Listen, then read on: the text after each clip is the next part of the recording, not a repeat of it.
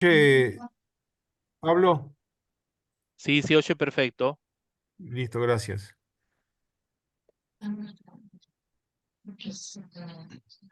Bueno, buenas tardes. Muchas gracias por participar de la sesión Tecnologías Ómicas en Investigación Translacional, organizada por la sección Ciencias Aplicadas a la Salud.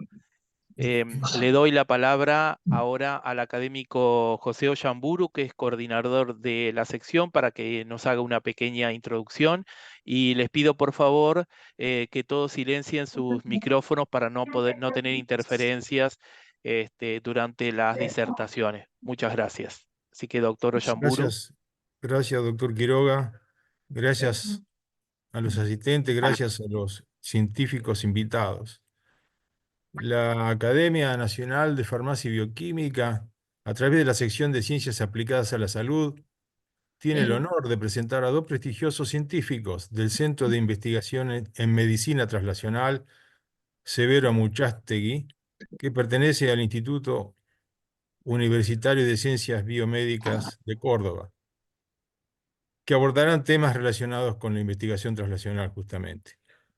Nuestra sección de Ciencias Aplicadas a la Salud por sí y en colaboración con otras secciones de la Academia, Ciencias Bioquímicas, Biológicas, Biofísicas y Naturales, y la de Ciencias Farmacéuticas y Farmacológicas, inauguran así una serie de conferencias que tienen que ver con esta disciplina.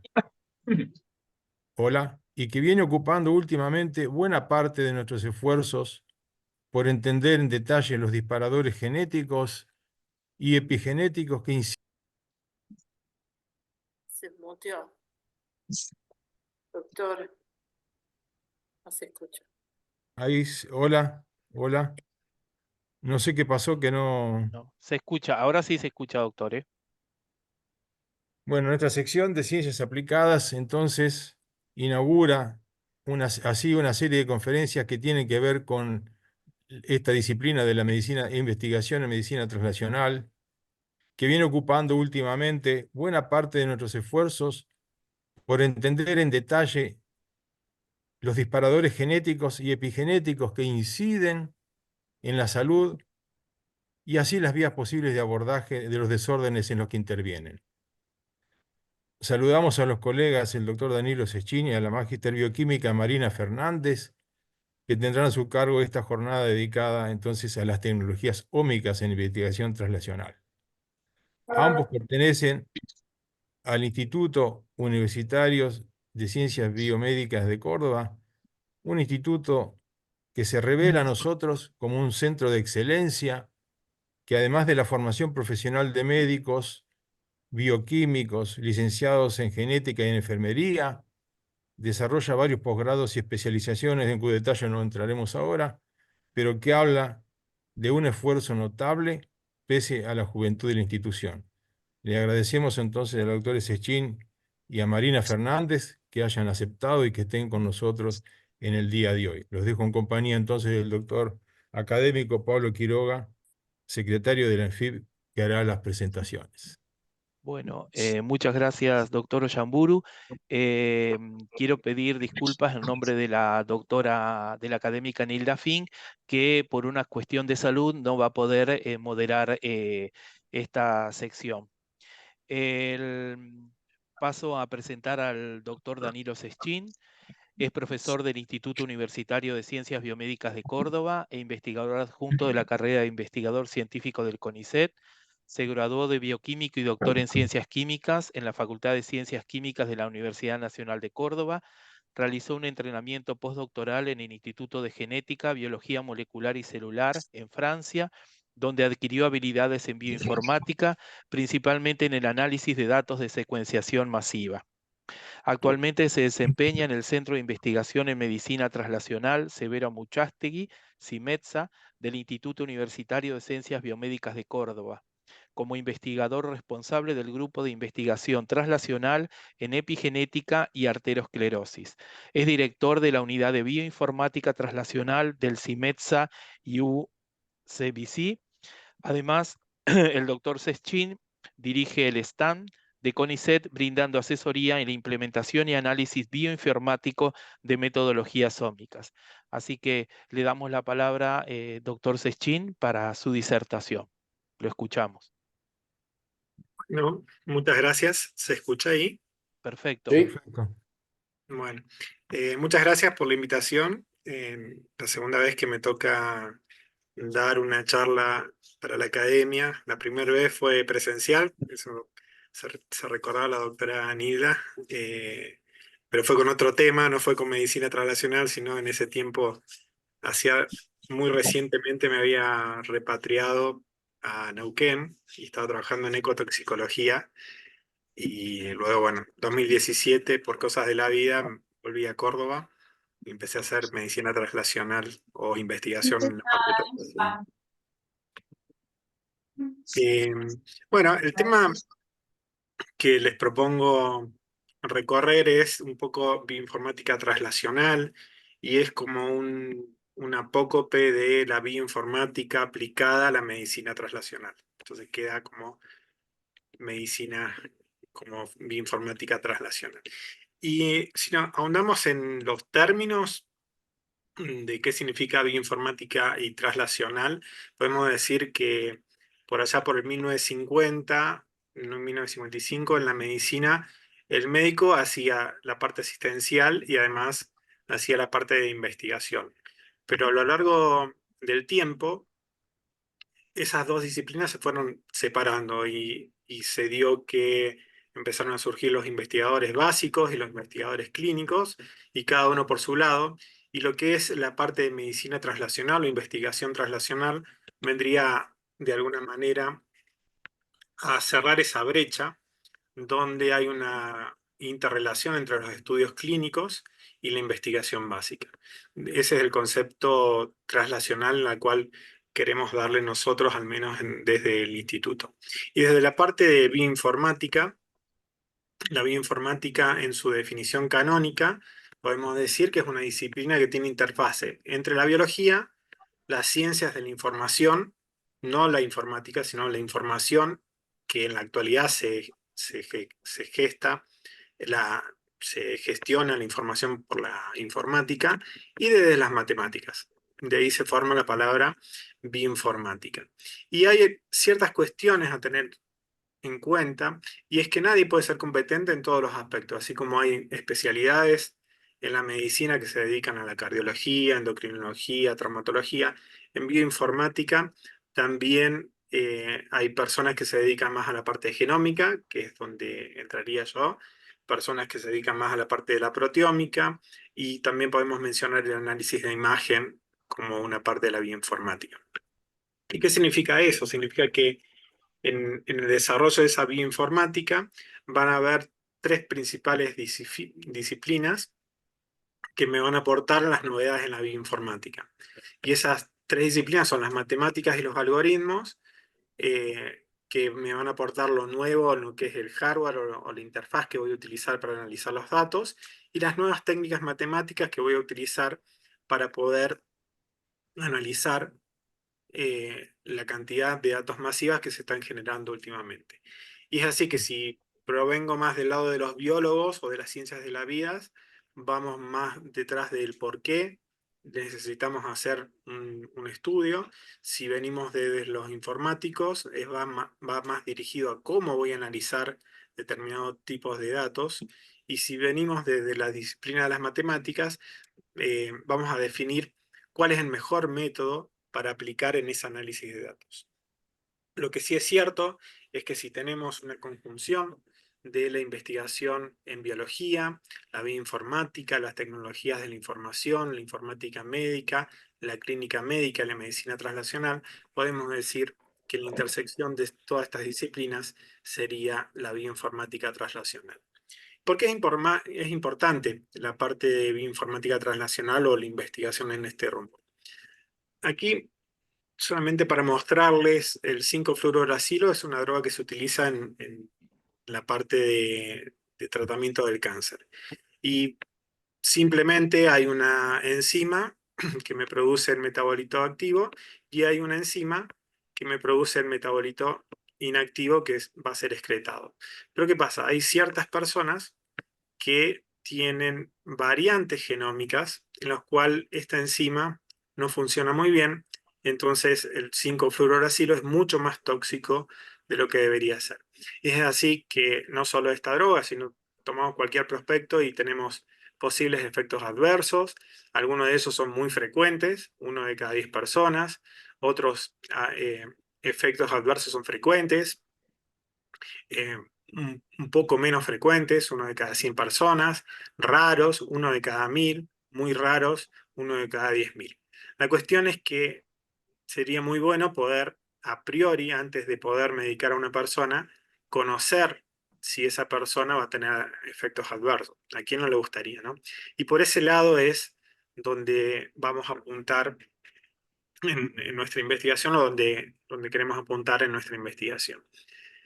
Para recordar cuestiones que son muy triviales, pero siempre viene bien, y es que si tenemos genomas diferentes, obviamente vamos a tener especies diferentes, y si bien a nivel de cigoto somos muy parecidos, a medida que el organismo se va diferenciando, claramente un tiburón es diferente a un humano. Ahora bien, en ese set, si tomamos una misma especie, ¿sí? Tenemos variaciones en el color de los ojos, por ejemplo, aquí pelaje de los tigres, diversidad en los tipos de zapallos, y es que en una misma especie, si bien tenemos casi el mismo genoma, hay ciertos genes que son levemente diferentes, y son los que denominamos polimorfismo de nucleótidos simples, ¿sí? Que son esas variantes genómicas. A su vez, dentro de esos mismos genes, me van a producir, dependiendo de cuáles de esos genes se van a expresar, tejidos diferentes. Es más, dentro del mismo tejido tengo células diferentes que me van a dar, se van a diferenciar y van a tener funciones diferentes. Y esa regulación de esos genes es importante, y es lo que llamamos regulación epigenética, que todo lo que sea epigenético tiene que ver con una regulación de la expresión de genes que es ajena a la secuencia del ADN, ¿sí? Son modificaciones en esa secuencia del ADN, como adiciones, como por ejemplo metilaciones, o modificaciones a nivel de las histonas, que es donde se enrolla el ADN. Así, como algo muy simple, en la regulación epigenética decimos que cuando hay una cromatina que está condensada, y eso se da generalmente cuando hay metilación en las histonas, ese ADN va a estar comprimido y tenemos un gen activo. Sin embargo, cuando esas histonas, por ejemplo, se acetilan, eso me va a producir una carga negativa que se va a repeler con el ADN, esa cromatina se va a distender, se va a abrir, y es donde llamamos que hay un gen activo. Esto, al día de hoy, es bastante trivial y conocido. Sin embargo, si nos remontamos unos años atrás, por allá por el 1970, donde Crick, Watson y Crick, los que describieron la doble hélice del ADN, Crick enunció lo que es el dogma central de la biología, lo cual la palabra dogma es como muy fuerte, es algo que no se puede cambiar, sin embargo hoy sabemos que es un poquito más complicado. Pero en su momento, bueno, dijo que el ADN, teníamos una replicación de ese ADN, y si ese ADN se transcribía, íbamos a tener ARN mensajero, y la traducción de ese ARN mensajero me iban a dar las proteínas. Y es así como se empezaron a idear diferentes técnicas para poder estudiar todas estas entidades. A nivel del ADN, por ejemplo, conocemos que se utiliza la técnica de Southern Blot o PCR, o la secuenciación de ADN por el método de Sanger. ¿Sí? Southern es el apellido de la persona que diseñó este experimento. A nivel de ARN mensajero podemos utilizar Northern Blot, Southern, Northern Blot. También podemos utilizar PCR y qPCR. Y a nivel de proteínas podemos utilizar la tecnología de anticuerpos monoclonales, en el cual tenemos un premio Nobel, César Milstein, digamos, y se puede utilizar esta metodología Western Blot, o eventualmente secuenciar desde el extremo aminoterminal utilizando la secuenciación de EDA. La cuestión es que todas estas metodologías me van a permitir estudiar una sola entidad, o un solo locus a nivel de ADN, un solo gen a nivel de transcriptoma, o una proteína a nivel de, eh, de Western blot. Esto ha cambiado mucho en los últimos tiempos y más en los últimos 20 años. En este sentido, si nos remontamos un poquito de historia, desde por allá por el 1865, donde Mendel describe que el ADN tiene, o bueno, la parte de herencia con su experimento, hubo diferentes hitos a lo largo de la historia. En 1953 recién le mencionaba cuando Goldson y Crick publicaron la doble hélices, gracias en realidad a Rosalind Franklin, siempre es olvidada, pero fue la que pudo interpretar la difracción de rayos X.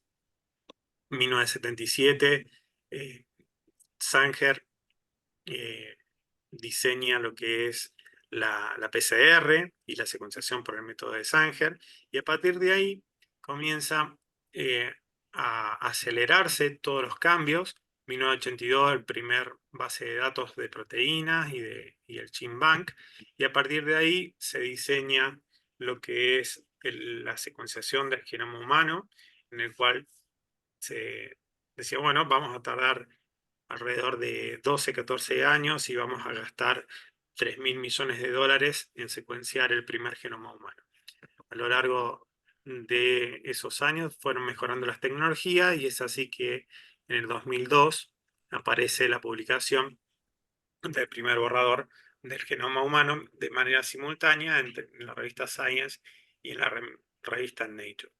Esto no queda aquí, digamos, la tecnología sigue mejorando y podemos decir que el primer hito es de los 3.000 millones de dólares que costó el primer genoma humano. En la actualidad, por alrededor de $1.000 o menos, podemos secuenciar un genoma. Hubo hitos como la primera publicación en la cual relacionaba estudios asociando cuestiones de expresión del genoma o variantes genómicas. Se termina en 2007 el proyecto ENCODE, que tiene varias facetas, desde RNA y desde la parte epigenética.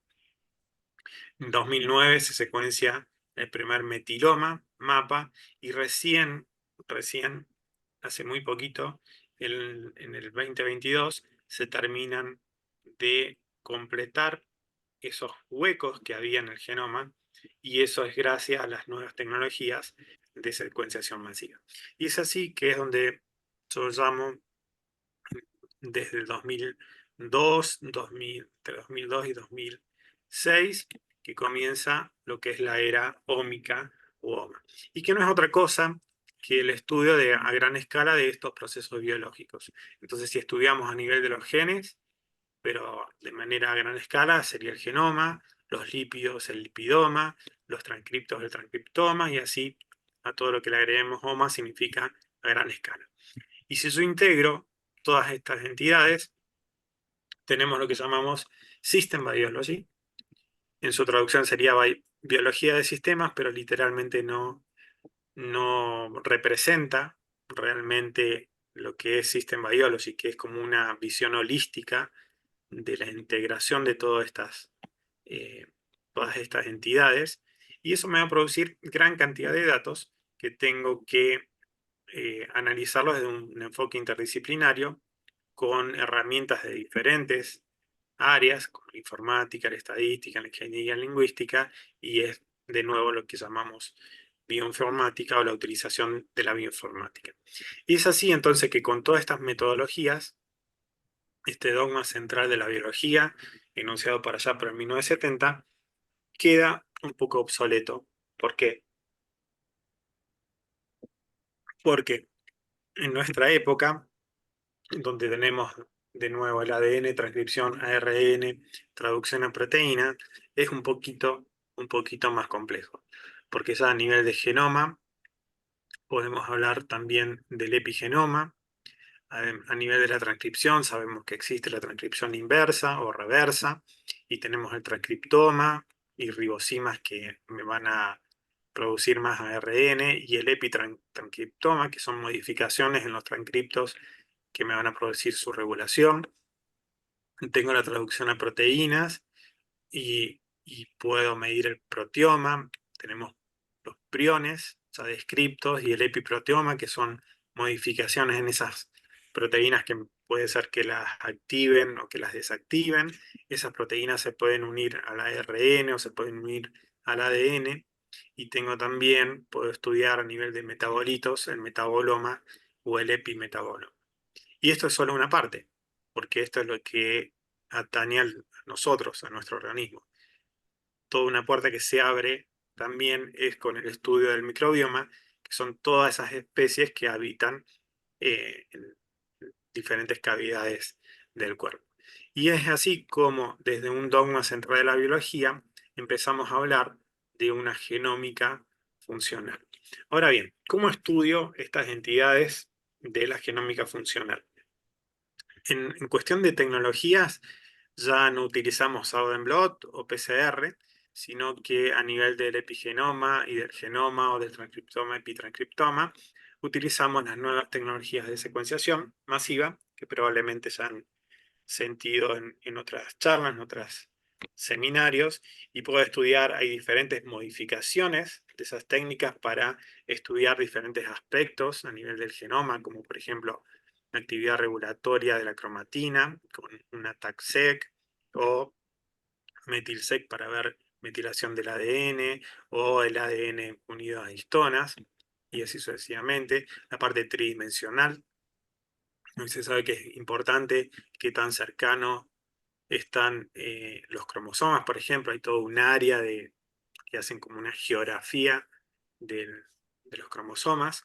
A nivel del transcriptoma, lo más conocido es un RNA-seq para ver expresión de genes de manera masiva, pero hay muchas otras técnicas que nos sirven ver, por ejemplo, cuál es el RNA que se está activamente traduciendo a proteínas, cuál es el RNA que está naciente a nivel de núcleo, y así hay diferentes modificaciones. Hay descrito más de 100 técnicas diferentes que utilizan secuenciación masiva y que sirven para estudiar diferentes aspectos.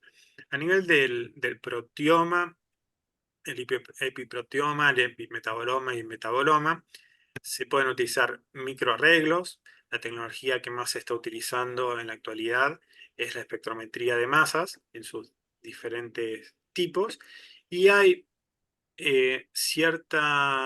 la tecnología de nanopore, que nació como secuenciación de ADN, actualmente se está adaptando y se puede de alguna manera también secuenciar proteínas y cuantificar proteínas. Por eso está puesta acá con un simbolito de pregunta, signo de pregunta. Y a nivel de microbioma, que el microbioma está compuesto por el bacterioma, el viroma y el micobioma, también podemos utilizar las nuevas tecnologías de secuenciación masiva, y la espectrometría de masas es muy utilizado.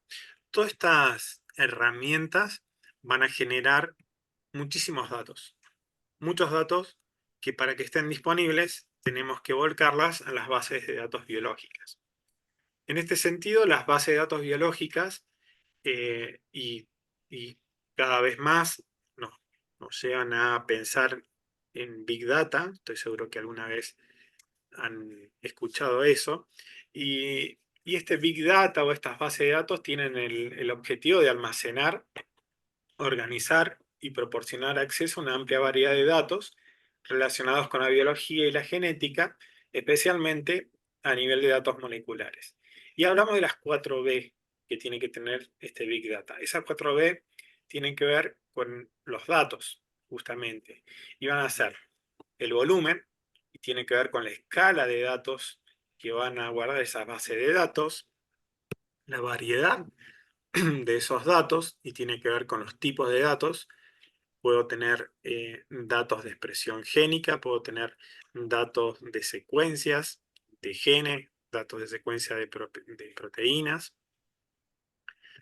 Todos esos datos yo tengo que asegurarlos, y por lo tanto necesito asegurar la veracidad de esos datos y tiene que ver con la incerteza en la cual fueron generados esos datos, y a su vez tengo que poder tener la capacidad de analizar esos datos, y va a depender la velocidad con la cual yo pueda acceder o el poder computacional que tenga para poder analizarlos.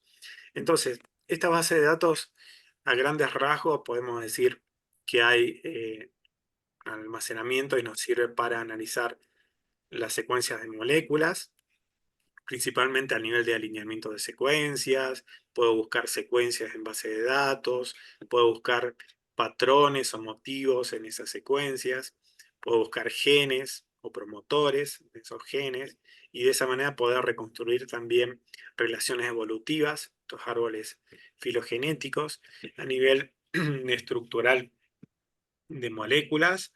Puedo analizar, y esas bases de datos me van a servir para estudiar la parte estructural de ácidos nucleicos y proteínas. Puedo analizar y comparar esas estructuras para anotar nuevas proteínas o nuevos dominios, y puedo predecir nuevas estructuras. En la actualidad existe AlphaFold 2, no sé si han sentido nombrar, que nos sirve para predecir la estructura de una proteína a partir de la secuencia de aminoácidos. Y a nivel de la funcionalidad de moléculas, también tengo bases de datos que me van a permitir, por ejemplo, estudiar y analizar un determinado perfil de expresión génica, qué tipo de funciones me va a producir ese perfil de expresión génica. Puedo predecir interacciones de proteína a proteína, o predecir, por ejemplo, la localización intracelular que va a tener una determinada proteína. Y bueno, puedo integrar todas estas bases de datos. Entonces, ya la generación de datos ómicos, ¿sí?, pasando por el Big Data, me van a dar una gran cantidad de datos. Esto está sacado de Wikipedia, simplemente es un compendio de la cantidad de bases de datos que hay para diferentes cosas. Por ejemplo, base de datos de radiología, ¿sí? Acá yo contabilicé 3, base de datos de secuencias primarias de nucleótidos, base de datos de metadatos, ¿sí?, de genomas, y así sucesivamente hay una gran cantidad de bases de datos disponibles que puedo utilizar y que de alguna manera son archivos del conocimiento que se va acumulando y que van a proporcionar no solo a los científicos, lo que puse científicos, pero no solo a los científicos, un acceso fácil a esos datos biológicos para poder utilizar. Entonces, si comparamos ahora el dogma central de la biología con la genómica funcional, nos encontramos que el dogma central de la biología tiene una visión bastante simple, ¿sí?, estudiando la relación entre genes y sus productos de proteínas, y es como una visión lineal y simplificada de lo que es la expresión génica. ¿Por qué? Porque no aborda directamente las interacciones que hay entre genes y proteínas, ni la regulación de esa expresión génica.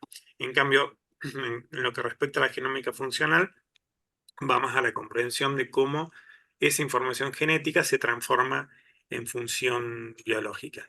Y esto es una visión más completa y dinámica de lo que es un sistema biológico, lo cual incluye redes de interacción y la regulación de esas redes de interacción.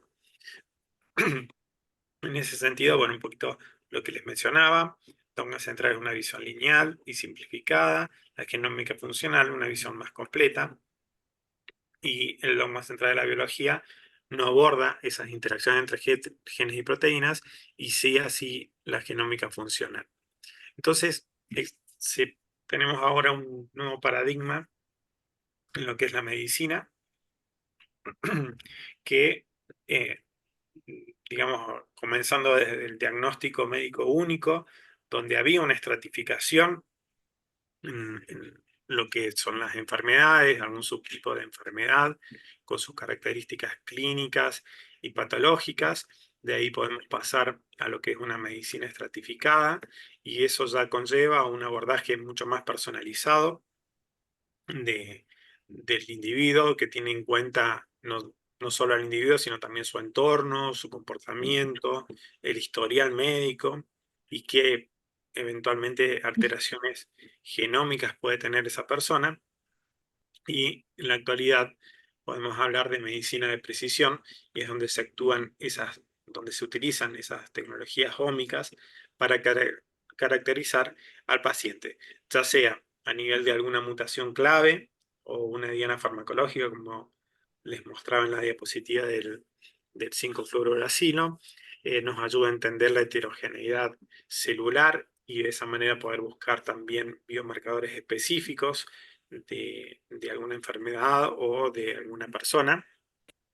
Y por qué no de ahí saltar a lo que llamaríamos una medicina predictiva, que pongo entre preguntas porque lleva una carga muy alta de responsabilidad esa medicina predictiva, porque si bien se podría utilizar para prevenir enfermedades, un mal uso ético de esa medicina predictiva, digamos, que a uno le hagan un perfil ómico para ver si nos dan o no trabajo, porque nos podemos enfermar o no, abre todo un debate ético. Entonces, de alguna manera, vamos hacia ahí, a esa medicina predictiva. De hecho, ya hay algunas páginas que promocionan la secuenciación del genoma y te dan un perfil de información.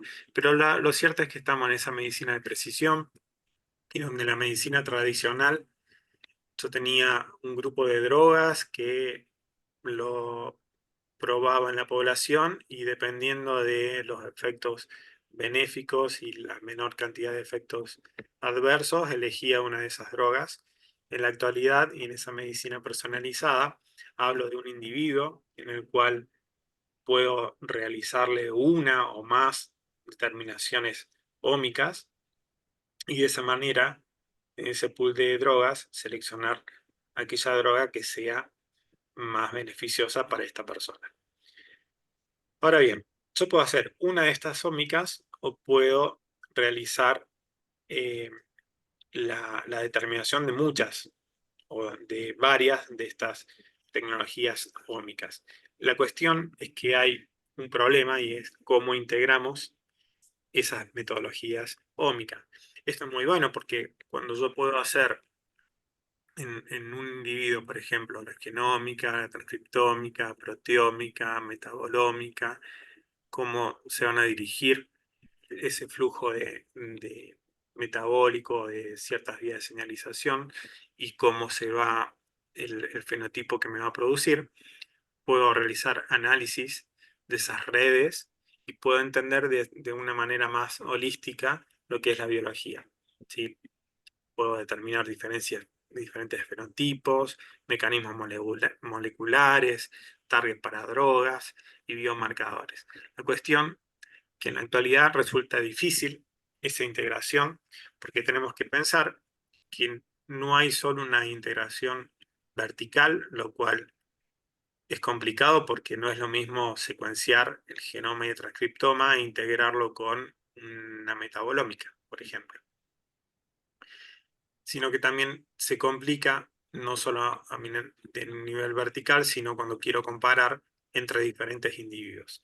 Y la dificultad de esta integración es así porque en la actualidad hay diferencias en lo que, porque les mencionaba, en el número y propiedades estadísticas de las características medidas, y eso es porque los tipos de datos que se generan son diferentes. En algunos casos son datos continuos, en otros casos son datos discretos. Hay limitaciones tecnológicas, y esas tecnologías tienen un ruido asociado en la medición. Toda medición tiene error. No hay materiales de referencia verdaderamente certificados para cada una de estas ómicas, lo cual no tengo una referencia para poder integrarlas, y faltan de alguna manera métricas de control de calidad que me ayuden en ese proceso. Ahora bien, yo les mencionaba que estas tecnologías ómicas, una de los objetivos y que nos van a ayudar en esta medicina de precisión, es la de determinar biomarcadores. Y esos biomarcadores pueden ser de diferentes tipos, ¿sí? Tengo marcadores diagnósticos, que me van a predecir la aparición, por ejemplo, de una enfermedad, o me pueden clasificar personas en diferentes subtipos de enfermedad. Tengo biomarcadores pronósticos que me van a proporcionar información sobre un posible resultado de una, por ejemplo, un cáncer, qué pronóstico va a tener, si puedo o no realizar una terapia en esa enfermedad. Puedo tener biomarcadores predictivos que me van a indicar, por ejemplo, la probabilidad de la respuesta de un paciente a una determinada terapia, a una determinada droga. Puedo tener biomarcadores de monitoreo, de monitorización, que lo que me van a permitir es evaluar con qué frecuencia o a lo largo de qué tiempo puedo identificar si una enfermedad voy a tener una recidiva o no, cómo se va a desarrollar esa enfermedad. Puedo tener biomarcadores de seguridad que me van a permitir evaluar un antes y un después de la exposición a un determinado medicamento, por ejemplo. Voy a tener biomarcadores de respuestas, ¿sí? Que me van a indicar la reacción fisiológica ante una determinada droga o terapia. Y voy a tener también biomarcadores de riesgos de poder desarrollar una determinada enfermedad. Y estos son los que más vamos a utilizar, por ejemplo, en una medicina predictiva. Entonces, ¿cuáles serían las moléculas o biomarcadores de interés? En ese sentido, hay dos maneras de poder seleccionar biomarcadores. Hay algunos que se seleccionan por una hipótesis dirigida, que le llamo, que es cuando yo ya conozco un efecto que me produce, por ejemplo, una molécula y voy a ir a buscar ese efecto. Y hay hipótesis no dirigidas, y estas hipótesis no dirigidas es un poco del análisis masivo de datos, encontrar cuestiones que no podría encontrarlas de manera puntual, ¿sí? Con diferentes tipos de análisis supervisados y no supervisados. Y esas moléculas me tienen que representar diferentes situaciones. Pueden ser alguna molécula que tenga cambios significativos en su expresión, ¿sí? Entre, por ejemplo, la expresión en dos condiciones diferentes. Puede ser una molécula que tenga una relevancia biológica porque está implicada en algún proceso o en alguna función celular importante en un tejido. Puede ser una molécula que tenga relación con enfermedades o fenotipos, ¿sí? Que si yo lo encuentro está directamente relacionado con esa enfermedad, con fenotipos.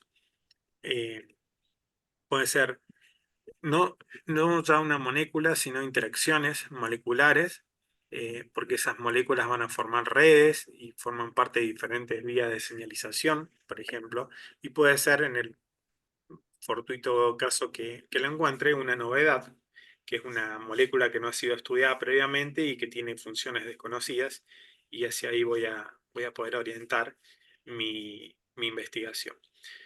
En lo que es la integración de estas ómicas y poder detectar estos biomarcadores, se utilizan muchas técnicas, principalmente asociadas a lo que llamamos aprendizaje automático, ¿sí?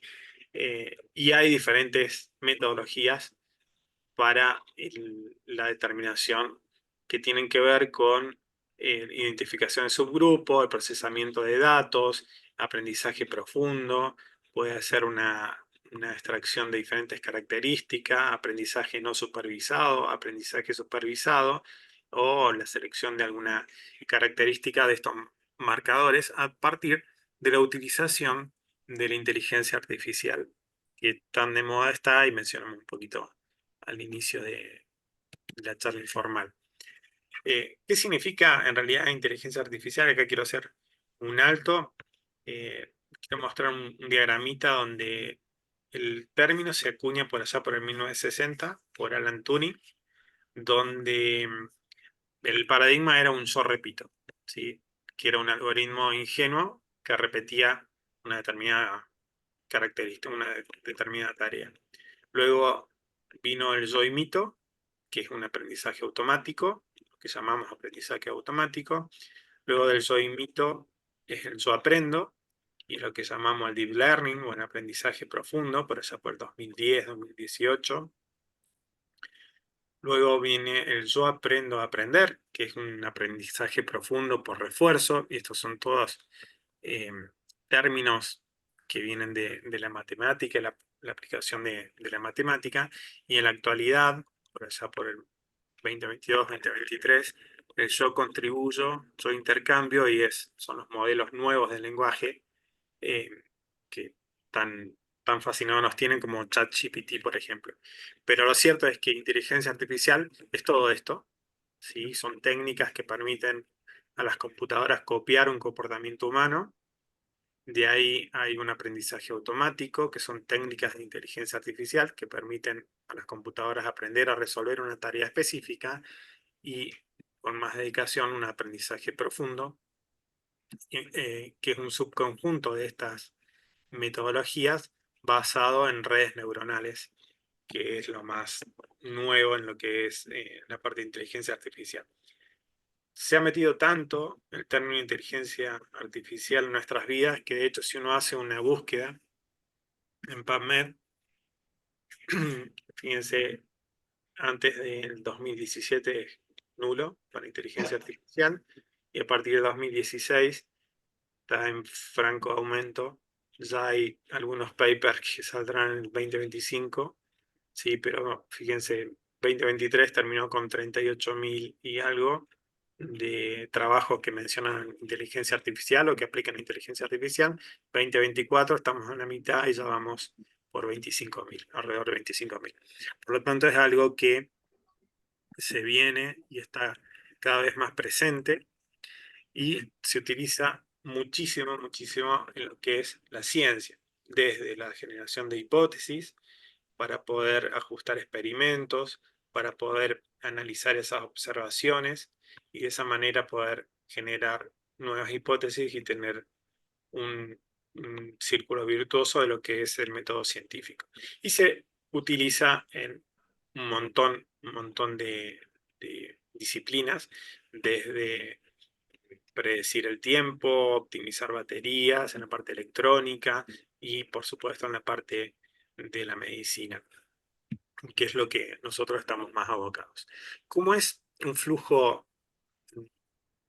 digamos, general de aprendizaje automático? Bueno, yo tengo que generar datos, diferentes datos, con reportes médicos, por ejemplo, imágenes, con patología, determinaciones, PCR, microarray, test en sangres.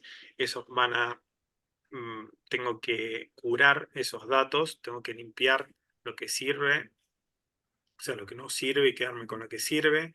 Voy a aplicarle diferentes algoritmos, diferentes tipos de análisis para, por ejemplo, poder analizar transcriptómica o la genómica. Voy a aplicarle modelos de inteligencia artificial, y de esa manera voy a evaluar qué tan buenos son esos marcadores que finalmente me van a servir para, por ejemplo, separar poblaciones de bajo riesgo, alto riesgo, o si utilizo mejor una droga A o una droga B. Es así que, por ejemplo, para mencionar algunos trabajitos con diferentes formas de hacer ese análisis bioinformático, se han detectado, por ejemplo, si utilizo lo que se llama biología de sistemas, eh, se está utilizando mucho para darle nueva aplicación a drogas que ya están aceptadas. ¿Por qué? Porque de esa manera no tengo que hacer todos los ensayos clínicos desde un trial tipo 1 hasta el tipo 4 que se vende. Entonces, a través del análisis bioinformático le busco nuevas funciones. Es así que, por ejemplo, la digoxina se encontró que puede ser utilizada en terapia del meduloblastomas, ¿sí?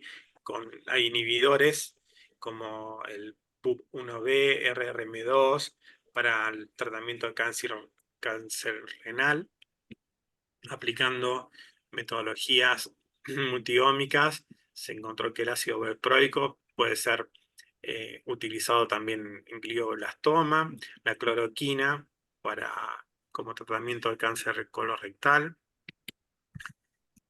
y haciendo análisis de vías de señalización o de pathway, se encontró que, por ejemplo, la metformina, que se utiliza como hipoglucemiante, es útil en el tratamiento de cáncer de próstata, ¿sí? El disulfiram en el glioblastoma, y así es como que desde un análisis bioinformático puede encontrarle nuevas funciones a las moléculas. No sé cómo estoy de tiempo, si estoy muy pasado. Les cuento rápidamente un poquito lo que hacemos en mi grupo de trabajo. Está bien, Eh, doctor Sechin, de tiempo. eh, Unos 10 bueno, minutos todavía le queda. perfecto, perfecto. Entonces, básicamente en mi grupo estudiamos enfermedades crónicas. ¿Y por qué? Porque dentro de esas enfermedades crónicas no transmisibles, el cáncer y las enfermedades cardiovasculares son las que tienen mayor incidencia de muerte a nivel mundial. Entonces estudiamos ese proceso inflamatorio crónico, principalmente la aterosclerosis, con una interacción dinámica entre los componentes celulares y humorales, como los monocitos macrófagos, las citocinas, proteinasas y los inhibidores de proteinasas. Y es así que en este momento tenemos dos líneas de trabajo, una que es un proyecto que le llamamos Wet Lab, o el laboratorio húmedo, y que tengo una tesista que está realizando su tesis de doctorados, eh, y tiene por título Estudio de los factores moleculares y epigenéticos que afectan la expresión del LRP1, que es un receptor, en monocitos de sangre periféricas en individuos con aterosclerosis subclínica. Y tengo un proyecto que es el que lleva adelante Marina, que les voy a contar en la charla siguiente, que se llama Definiendo cómo la diversidad genética modifica la variedad de células inmunes de la población argentina. En estos proyectos, el primero que tiene que ver con aterosclerosis, y esto es porque, así a grande, muy brevemente, hay ciertos factores de riesgo que me van a producir LDLs modificadas, que son moléculas que se oxidan o moléculas que empiezan a perder su composición y se agregan, y esas moléculas van a pasar a nivel de la íntima, y en ese pasaje también tengo un componente celular, que son los monocitos, que van a empezar a internalizar esas LDL modificadas a partir de diferentes receptores. Uno de esos receptores, la LDL agregada, por ejemplo, es captada por el RP1, y esas LDL se internalizan y me van a formar esas células espumosas características en la placa de ateroma. ¿Y por qué estudiamos esto? Lo estudiamos porque la aterosclerosis, existe un tipo de aterosclerosis que le llamamos subclínica, y un proceso crónico que se da a lo largo de muchos años, lo cual nos permite tener una ventana terapéutica, si podemos detectar a tiempo, una ventana terapéutica muy amplia, y es por eso que estamos estudiando la expresión de este receptor en monocitos de sangre periférica, y cómo va cambiando y cómo se va involucrando en el metabolismo celular, principalmente de monocitos, y en la formación de la placa de ateroma. Y esto viene como antecedente porque en trabajos previos en nuestro laboratorio encontraron que en pacientes que tenían aterosclerosis subclínica había una disminución de este receptor, del LRP1, con un aumento de factores proinflamatorios. Pero no se sabe todavía qué es lo que produce esa disminución del receptor. Y es por eso que con mi tesis estamos estudiando qué factores moleculares, que pueden ser genéticos y epigenéticos, causan esta disminución del RP1, y queremos aprender si esta disminución contribuye a la producción de un fenotipo proinflamatorio a nivel de los monocitos. Entonces el objetivo es caracterizar esta capacidad regulatoria del LRP1 en células de inmunidad innata, principalmente los monocitos de sangre periférica, que están involucrados en el proceso inflamatorio durante el desarrollo de la aterosclerosis. Y respecto al otro proyecto de diversidad genética y cómo esta diversidad genética modifica las células inmunes, estamos llevando adelante el proyecto Jaguar, que Marina les va a comentar en más detalle. Pero además estamos interesados y creemos que esos monocitos circulantes ya tienen algunas firmas moleculares específicas en esos estados transicionales de la vía de diferenciación de los monocitos en los individuos sanos, ¿sí? Que por ahí tienen esta aterosclerosis subclínica y que de alguna manera me van a predecir la susceptibilidad que tienen esas células circulantes a adquirir fenotipos proaterogénicos y de esa manera desarrollar la aterosclerosis. Y esto es, Marina les va a explicar con más detalle las técnicas, pero de alguna manera estamos haciendo single cell RNA-seq y con esa técnica podemos estudiar esa trayectoria de diferenciación. Si podemos, todos estos puntitos son células y puedo trazar cómo esas células se van diferenciando, van perdiendo o van adquiriendo marcadores y se van transformando. Y puedo de alguna manera, usamos un pseudo tiempo, puedo saber la cantidad de tiempo de manera relativa en cual una célula, desde una célula progenitora, se va diferenciando a un premonocito, por ejemplo, un monocito clásico, un monocito intermedio y un monocito no clásico. Y también puedo mapear diferentes marcadores de monocitos. Por ejemplo, este es el mismo dibujo. Tengo CD14, LRP1, CDR2 y CD36 que está principalmente marcada en esta zona, ¿sí? O marcadores de macrófagos, como CD68, CD163, y puedo observar qué células de manera individual tienen esos marcadores. De alguna manera, de esto pensamos poder definir esas firmas moleculares y poder predecir qué célula va a ir a... Bueno, eso nos permite, cuando definimos estos marcadores, nos permite tener, por ejemplo, nuevos targets terapéuticos para eso. Y bueno, en la presentación también mencionaron que estoy a cargo de lo que es la parte de bioinformática translacional, que es una unidad de transferencia tecnológica que tenemos en el Simensa. Y con esta unidad, en realidad lo que hago es muchas colaboraciones, dando apoyo y soporte en lo que es el análisis bioinformático, desde la parte asistencial, estudiando, por ejemplo, la prevalencia de variantes patogénicas en genes no BRCA, pero también en la parte de investigación, estudiando con diferentes grupos, desde la microbiota, rosetas neurales, la capacidad regulatoria del RP, ¿sí? Los efectos de la lectina a nivel de retina,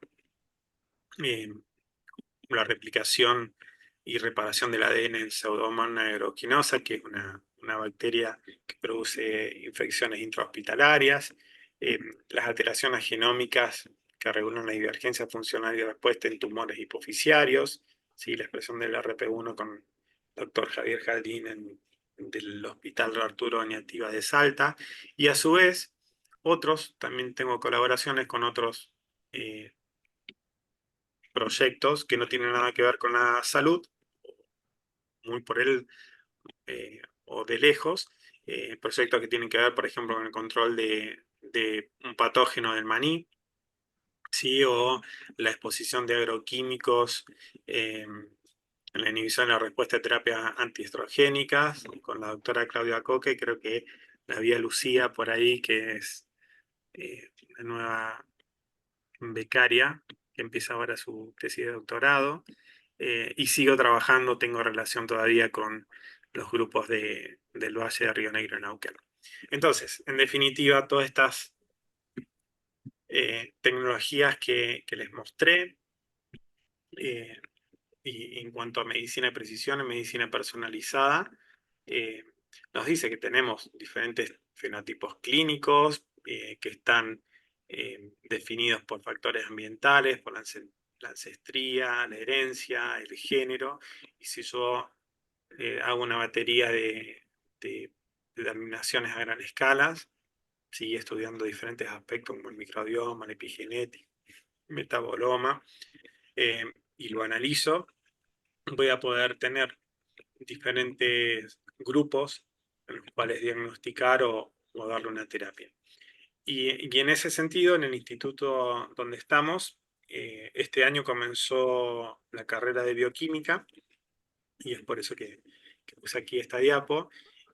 Y la idea de la currícula de esta carrera es una propuesta en la cual vamos a incorporar estos avances científicos y tecnológicos de lo que es la parte genómica, proteómica, farmacogenómica, metabolómica y bioinformática, porque pensamos que va a tener, digamos, es lo que se viene, es importante que en todas las disciplinas nos podamos formar con la utilización no solo de la inteligencia artificial, que está tan de moda, sino también estas metodologías ómicas que nos van a poder ampliar nuestra medicina. Es es paradójico, porque uno utiliza metodologías a gran escala que en definitiva me van a poder definir un individuo, un individuo a nivel mucho más preciso.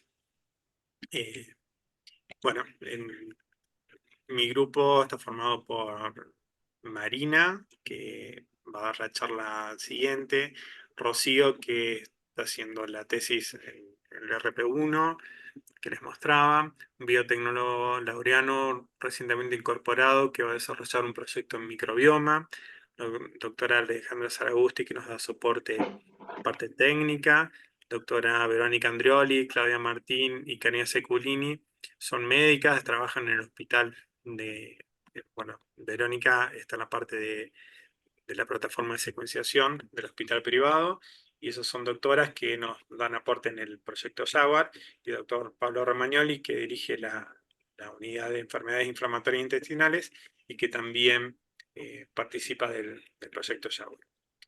Eso es todo. Espero no haberme pasado mucho. No, perfecto, doctor Seschin. Espectacular la charla, muchas gracias. Bueno, ahora continuamos con la presentación de la licenciada Marina Fernández. La licenciada Marina Fernández disertará sobre definiendo cómo la diversidad genética modifica la variedad de las células inmunes de una población argentina. La licenciada Fernández bioquímica en el Instituto Universitario de Ciencias Biomédicas de Córdoba y actualmente está cursando el doctorado en Ciencias Biomédicas en el mismo instituto. También es profesora adjunta de Epidemiología y Bioestadística en el Instituto Universitario de Ciencias Biomédicas de Córdoba. Se graduó con el título de Bioquímica en la Universidad Nacional de Córdoba y obtuvo una maestría en Salud Pública en la Universidad de Emory, Atlanta, Estados Unidos. Su investigación se centra en la diversidad genética y sus efectos en la variabilidad de las células inmunes dentro de una población argentina. La licenciada Fernández tiene una amplia experiencia en investigación clínica, especialmente en enfermedades infecciosas y crónicas. Su experiencia abarca desde técnicas de biología molecular hasta análisis de datos y bioinformática, y actualmente se desempeña en el Hospital Privado Universitario de Córdoba, Instituto Universitario de Ciencias Biomédicas de Córdoba, donde coordina el proyecto de investigación Jaguar en la unidad de bioinformática translacional. Así que, licenciada Marina Fernández, la escuchamos.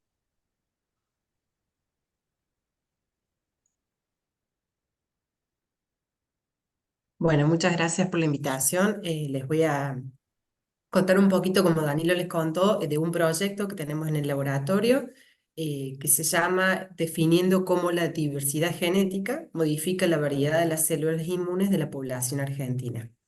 Y bueno, voy a ir durante la charla, si tienen dudas, pregúntenme, o no tengo problema en responderlo si algo no queda muy claro. La presentación les voy a contar un poquito de la significancia o por qué es importante la diversidad genética. Después les voy a contar sobre el proyecto Jaguar o mi tesis. las tecnologías ómicas en que se basa este proyecto, y bueno, y dónde estamos con el proyecto hoy. Nos gustaría que el proyecto esté mucho más avanzado, pero bueno, ¿a dónde estamos hoy con este proyecto? Como Danilo les contó, el doctor Sechin, hay un cambio en el paradigma de lo que es la medicina traslacional a lo que es la medicina personalizada, como era antes un embudo poblacional donde todas las medicaciones eran para todos y se probaban de una misma forma, la que mejor funcionaba se les daba a todos. A lo que es hoy este cambio eh, de la medicina personalizada, donde a través de todas estas tecnologías que el doctor Sechin desarrolló, podemos llegar a lo que es una medicina especial o personalizada para cada persona con mejor eficacia. Pero ¿por qué viene esto? Por ejemplo, hemos visto, todos sabemos, nos acordamos muy bien lo que pasó en la infección de SARS-CoV-2 o hace unos años, donde al principio, si nos enfocamos en este gráfico, todos pensábamos que, bueno, el virus se va a comportar como otros virus y nos va a infectar a todos por igual. Lo que pasó, lo que hemos visto, si vemos este gráfico, que a medida que avanzaba en la edad y la persona tenía más comorbilidades, había mayor probabilidad de que nos enfermáramos y que esta enfermedad sea grave. Por lo contrario, si era una persona joven y sin ningún tipo de complicaciones, la persona podía ser asintomática o prácticamente no desarrollar la enfermedad. Pero había algunos casos, todos conocemos algunos de estas excepciones, donde personas mayores, con un montón de comorbilidades, prácticamente no se enfermaban o tenían una enfermedad muy leve. Y por el contrario, también personas jóvenes sin ninguna patología que cursaban con una enfermedad bastante complicada o algunos fallecían y como que las causas estaban todavía sin conocerse. Bueno, justamente esto, esa respuesta a las enfermedades tiene que ver una base con esta diversidad genética humana que todavía no está muy comprendida. Y en los últimos años hay esfuerzos por entender esto, qué es lo que pasa, cómo respondemos nuestro organismo, cómo es la inmunidad de cada uno. Aquí les traje algunos ejemplos, por ejemplo, este artículo del 2018, donde intentan publicar cuál es el sistema humano saludable sin estar unido a algún patógeno, porque muchas veces lo que se ha estudiado hasta acá son las respuestas cuando ya hay una enfermedad, pero no hay tanto estudio cuando el sistema no está expuesto a alguna enfermedad. Este es otro estudio donde se quiere ver cómo es la respuesta a nivel de citoquinas que ellos estudian en infantes que tienen una vacuna. El título dice respuesta media de citoquinas en infantes acerca de 4 continentes. Y uno piensa, bueno, esta es la respuesta mundial. Pero si entramos al artículo, vemos que participa América, pero solo hay muestreo de algunas personas de Ecuador, nada más. Este es otro estudio, también el INVAR, que tiene que ver como cómo es el sistema saludable, qué llamamos un sistema inmune saludable.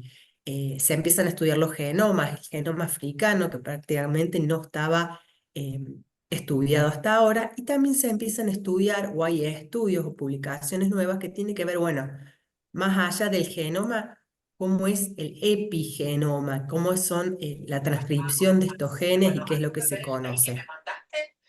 Por las dudas, no entres a ningún link de mail porque puede llegar Ahí a ser. creo hay Doctor, un sí, por favor, silencien los micrófonos. eh, este es un artículo del 2019 que nos gusta usarlo en las presentaciones porque realmente pone en vista lo que es esta falta de estudios genómicos de diversidad en humanos.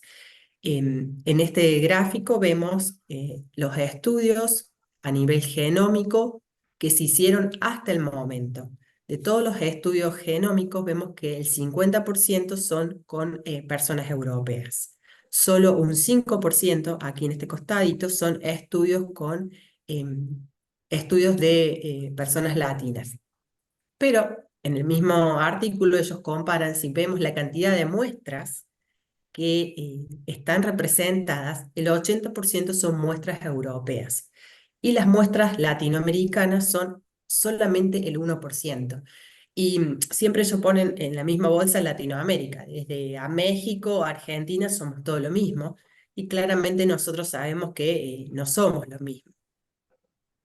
Y algo importante para entender es ver, bueno, qué importante es esto de la diversidad genética, por qué es importante. En el mismo artículo, ellos hablan, si vemos este gráfico, de la importancia de la transferibilidad y el efecto. Hay algunas mutaciones, como las mendelianas, que tienen un gran efecto y se transfieren mucho entre poblaciones. Y hay otras modificaciones como las enfermedades poligénicas, que son pequeñas variantes en los SNPs, que tienen un pequeño efecto y se transfieren muy poquito. Otra forma de ver es cómo se replican. Podemos ver que una variante o una causante de una enfermedad, una variante genética causante de una enfermedad, puede estar presente y es la misma en algunas poblaciones africanas o europeas. Pero hay otras variantes que no son conservadas a lo largo de las distintas regiones y no las podemos hacer no podemos decir que va a estar presentes en todos, quedan dentro de algunas naciones o de algunas regiones. Este es otro análisis lindo que nos gusta ver, es un estudio que se llama GLAD, que es una base de datos con todos los estudios genómicos en Latinoamérica o en América. Ya vimos que había muy pocos, bueno, ciertos investigadores, este es del año pasado, 2023, dijeron, bueno, hay muy pocos, pero ¿qué es pocos? ¿Cuántos hay? Y hicieron esta base de datos.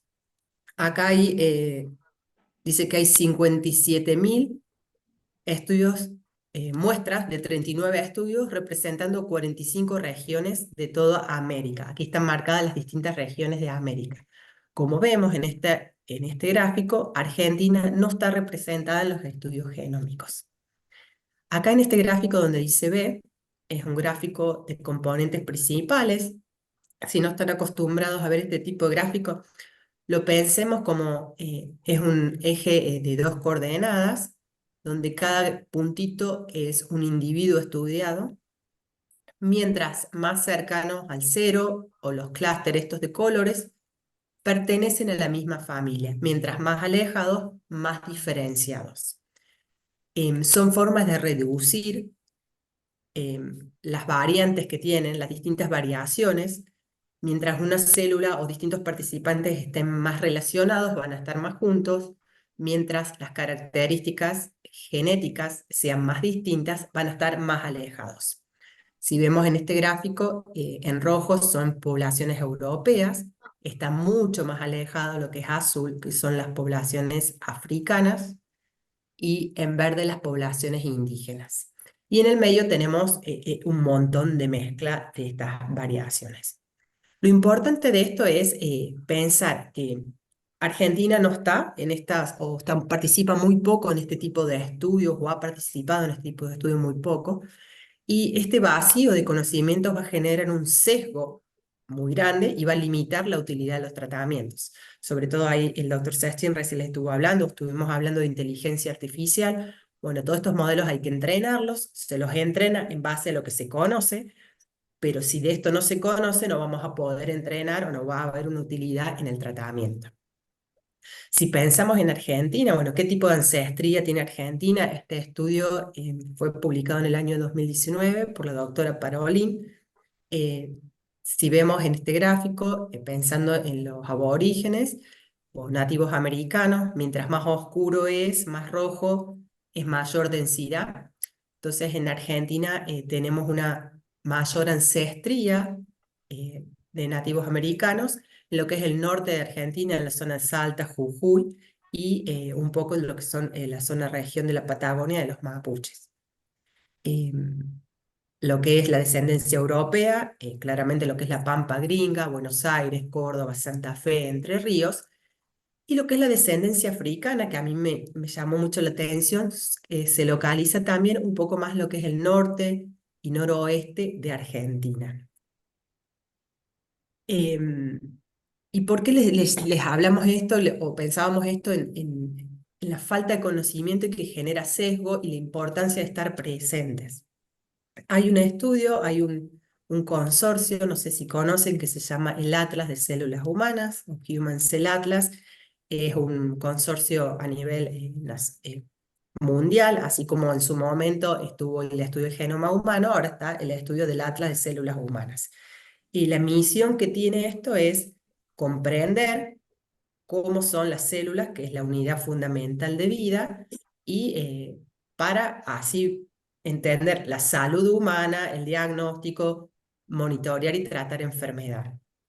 Este website tiene 61 millones de células de distintos proyectos, pero vio que había una necesidad, como estamos viendo, las células saludables estaban poco representadas y las células saludables de Latinoamérica prácticamente no existían, no había estudios. Para subsanar ese déficit es que surge, aquí este es de la misma página, se están caracterizando distintas células, desde adiposas, de mama, del desarrollo del ojo, del corazón. Nuestro proyecto va a caracterizar las células inmunes de la población argentina, como les decíamos, el proyecto Jaguar. El proyecto Jaguar, justamente financiado por la Chan Zuckerberg Initiative, es una fundación que está trabajando muchísimo con el Human Cell Atlas para mejorar esta falta de diversidad justamente y aumentar la representación Latinoamérica de dentro de este Human Cell Atlas. Y tiene el objetivo general como ver qué diversidad genética regional o qué polimorfismos genéticos tenemos y cómo impacta eso en la expresión de las células inmunes. Eh, para ver esas tecnologías ómicas de diferenciación celular, se van a utilizar 3 tecnologías que ya les voy a comentar un poquito más, como es el Single Cell ATAC-seq, el Single Cell RNA-seq y el Site-seq. En el proyecto somos 7 países participando: México, Uruguay, Colombia, Argentina, Chile, Perú y Brasil. Cada uno de los centros va a aportar 120 muestras. Por ahí cuando uno piensa, dice 120 muestras no es mucho, pero para nada, y con el nivel de estas tecnologías es bastante. De cada uno de los pacientes estamos sacando cerca de 30 millones de células, o sea, de cada paciente vamos a aportar 30 millones de células para analizar por estas tecnologías. Brevemente, el objetivo 1 del proyecto es caracterizar las células que van a ir al Atlas, es decir, bueno, ¿cómo son? ¿Cómo son nuestras células mononucleares? Justamente nos enfocamos en las células mononucleares. ¿Cuántos linfocitos tenemos? ¿Qué tipos de linfocitos tenemos? ¿Son mieloides? ¿Cómo son? Y se va a lograr hacer algo de esto que ya les voy a explicar mejor, que es caracterizar cómo se definen en estas tecnologías de célula única, cómo se diferencian las unas de las otras y cómo se diferencian entre los países, cómo se diferencian dependiendo de la ancestría. Uno de los componentes es que vamos a analizar la ancestría. Entonces, mientras más ancestría aborigen tenemos, qué tipo de células tenemos, si hay más ancestría europea, qué otras células están presentes. Y el objetivo número 2 es, bueno, integrar todas estas cosas que encontramos para hacer una red de regulación y cómo interaccionan entre ellas. Bueno, ¿cómo es el protocolo? Estamos utilizando para el proyecto. Este protocolo ha sido estandarizado entre los 7 países. El paciente o la persona que quiere participar hace una encuesta para justamente ver si está saludable. El proyecto Jaguar es para personas saludables, no estamos buscando ninguna enfermedad, y entre 18 y 50 años. Realizo una encuesta por RedCap. A mí me llega la encuesta. RedCap es un sistema, un programita de la web que contestan preguntitas, le llega como una encuesta, lleva aproximadamente 10 minutos. Ahí les preguntamos datos demográficos, les preguntamos de la ancestría que ellos creen que tienen, les preguntamos de distintas enfermedades, si padece o no de enfermedades crónicas. Me llega a mí los resultados, yo los analizo, y si la persona es elegible para participar, lo llamo y acordamos un día o una hora que venga al hospital. Físicamente, el hospital privado está a 50 metros del UCBC, donde tenemos los laboratorios, entonces es muy fácil coordinar para que se vayan a sacar sangre. Antes de la extracción sanguínea, el paciente firma un consentimiento informado. Ese consentimiento fue aprobado por comités de éticas locales y por comités de éticas a nivel del Instituto Wellcome Sanger, que es donde se van a secuenciar las muestras.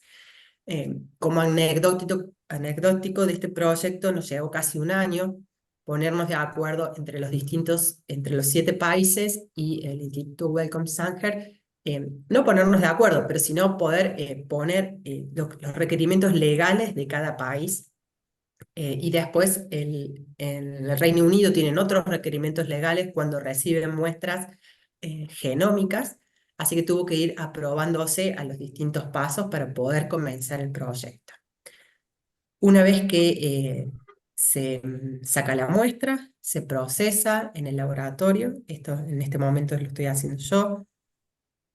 Son tubos CPT, son tubos especiales que ayudan o simplifican el paso de la extracción de las células mononucleares. Todos los resultados van a otro sistema que se llama BenchLink. Yo les nombro estos dos sistemas, BenchLink y RedCap, porque son sistemas abiertos que facilitan todo lo que es los ensayos clínicos y son gratuitos. Una vez que los datos son enviados al Instituto Sanger, ¿qué muestras tenemos? Alicuotamos y guardamos a -80 lo que es la sangre entera para el análisis de ancestría, justamente, muestras de suero, y en nitrógeno líquido las alícuotas de las células mononucleares. Son almacenadas en el instituto y van a viajar al Instituto Wellcome Sanger para el análisis de lo que es el secuenciamiento. En este momento tenemos aproximadamente 100 voluntarios. El mes que viene voy a retomar para completar los 20 que nos faltan. Estos tubitos CPT nos han dado un dolor de cabeza y no entraban por importación, estuvieron trabados y bueno, estuvimos parados un poco esperando justamente estos tubos. Otra de las cosas que no pensamos que iba a ser tan difícil fue conseguir los voluntarios. Y eso que trabajamos en una facultad, en un instituto, al lado de un hospital donde vemos muchos pacientes. Fue difícil bajar el vocabulario a nivel que la gente entienda que es un estudio genómico, porque era importante hacer un estudio genómico, y a nivel, eso es con población adulta. Y a nivel joven, lo que nos pasó fue lo otro, es que muchas veces no veían la necesidad de aportar en estos estudios. Tenemos una página web que la pueden visitar, hemos hecho publicidades en las redes sociales, sobre todo en Instagram, en Facebook y por WhatsApp. Estos videitos están, acá les dejo los links y los pueden ver. Estas son mis alumnas, yo también soy docente de epidemiología y de estadística. Estas fueron alumnas de ese semestre de estadística. Y yo no aumentaba el reclutamiento, le contaba a uno, le contaba a otro y no aumentaba el reclutamiento. Entonces, anecdóticamente les cuento, me senté un día con ellas y les mostré todo y es que ellas me decían, profe, disculpe, pero a mí esto no nos interesa, no nos interesa ver gente grande, queremos ver gente joven. Bueno, y de ahí surgió con ellas hacer estos videitos donde a partir de que estos videitos fueron en las redes, pudimos aumentar significativamente el nivel de participación en el estudio. Y otro de los lugares que encontré que el reclutamiento se hizo mucho más fácil fue en el banco de sangre. Me siento a esperar cuando los voluntarios van a donar sangre. Bueno, les cuento del proyecto, hacen la encuesta en RedCap, que les lleva unos 10 minutos, y veo si pueden participar o no. Para cuando donan la muestra de sangre en el banco de sangre, yo les pido muestra para este proyecto. Tuvimos el placer o pudimos organizar, al ser un estudio internacional de 7 países, tuvimos que estandarizar muy bien todos los protocolos, desde la encuesta, la misma encuesta que se utiliza en los 7 países, hasta el protocolo, el tipo de tubos, el almacenamiento, tipo de almacenamiento. Y el protocolo fue estandarizado, digamos, que tuvimos la oportunidad de entrenar a todas las personas del proyecto en Córdoba. En noviembre del año 22, un integrante de cada equipo voló a Córdoba. Estos son los laboratorios nuestros en el UCBC e hicimos el entrenamiento de cómo procesar estos tubos. Bueno, ¿cómo es el proyecto? Ya les conté un poco en la primera parte, que es de hacer la encuesta, el procesamiento en el laboratorio, y después viene lo que es el secuenciamiento y el análisis. Este proyecto cuenta con la tecnología que se va a hacer el secuenciamiento en Sanger, con lo que es el escalamiento célula única, que se hace con una tecnología que se llama 10x Genomics, que lo que hace justamente es darnos una célula solamente. Después se hace el secuenciamiento, que seguramente ustedes conocen, las tecnologías de secuenciamiento actuales se utilizan maquinaria de Illumina, y lo que es el análisis que se está trabajando en este momento, que estoy trabajando personalmente, el análisis bioinformático. ¿Cuál es el objetivo? ¿Cómo vamos a hacer este secuenciamiento? Las dos tecnologías que más utilizamos es el single cell RNA-seq, secuenciamiento de célula única a través de RNA, y el CytSeq, que les voy a contar un poquito más. Básicamente nos gusta poner esta presentación, esta slide, no sé si la han visto antes, pero por ahí si no saben qué es cada tecnología, nos gusta la analogía con con frutas, pensando cuando hacemos un licuado, ponemos todas las frutas. La tecnología de secuenciamiento de RNA lo que nos va a dar es un parámetro general, como un sabor general, como tiene el licuado. Bueno, lo mismo es este RNA-seq, es una transcriptómica comparativa, me va a dar ciertos biomarcadores que se van a utilizar y un sistema homogéneo. En cambio, cuando yo utilizo la separación de célula única antes de la secuenciación, lo que yo voy a lograr es, bueno, definir qué células estaban en ese licuado y cuántas había de cada uno. Voy a poder tener mucho más especificado las características de ese licuado. A nivel celular pasa lo mismo. Voy a definir qué tipo de células hay, qué poblaciones y cómo se comportan esas poblaciones. Como le mostró el doctor Seschin, puedo ver la dinámica, cómo se van transformando de un tipo celular a otro celular. Van adquiriendo ciertas características fenotípicas o de genes y van perdiendo otras. Rápidamente, bueno, les muestro el sistema que utiliza este sistema de 10x Workflow. Lo que hace es, por unos orificios, trabaja con unas células, unas bits, que va a entrar solamente una célula y le va a agregar un código de barra. Ese código de barra va a ser leído por el secuenciador cuando se hace todo lo que es el secuenciamiento antes de analizar. Y también para repasar todo lo que tiene que ver con el secuenciamiento.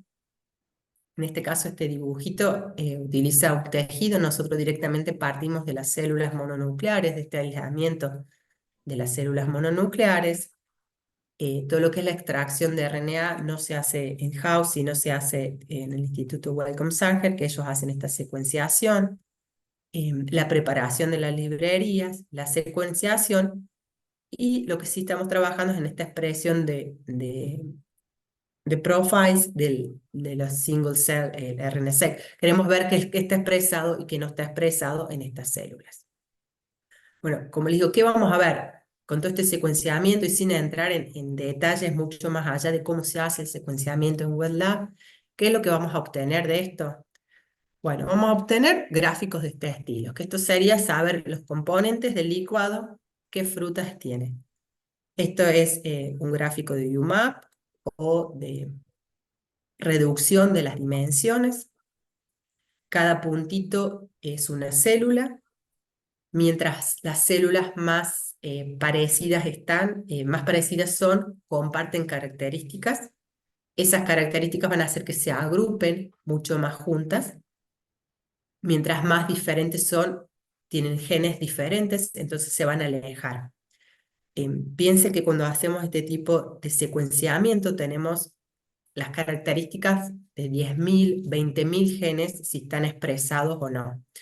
Y visualmente es imposible para nosotros visualizar 10.000 coordenadas de gráficos si tienen o no tienen. Entonces estos sistemas computacionales lo que hacen es visualmente simplificar y poner todo en dos ejes.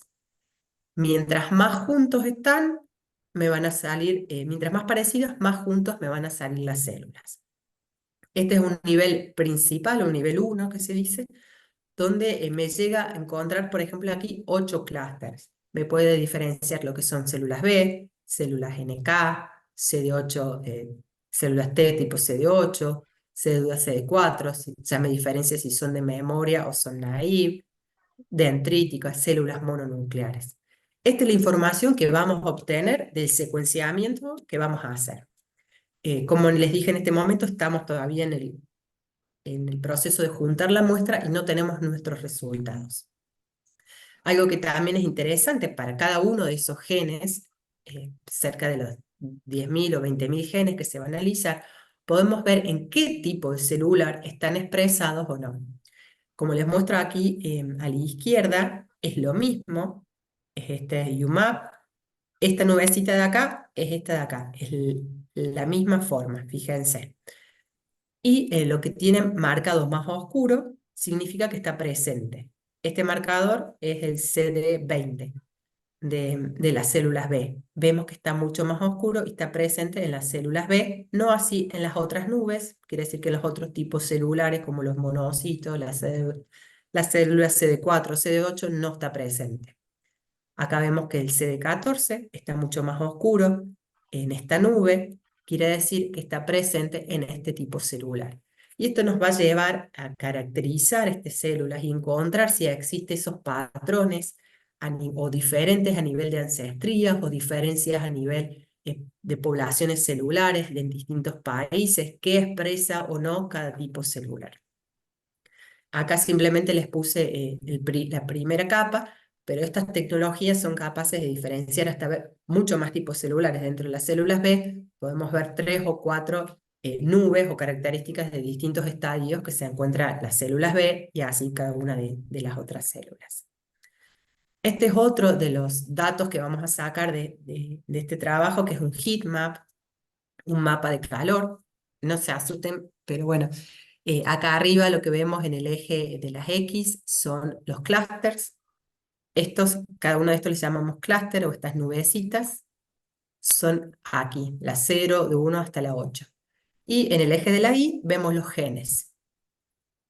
Mientras color más oscuro es menos presente, color amarillo mucho más presente.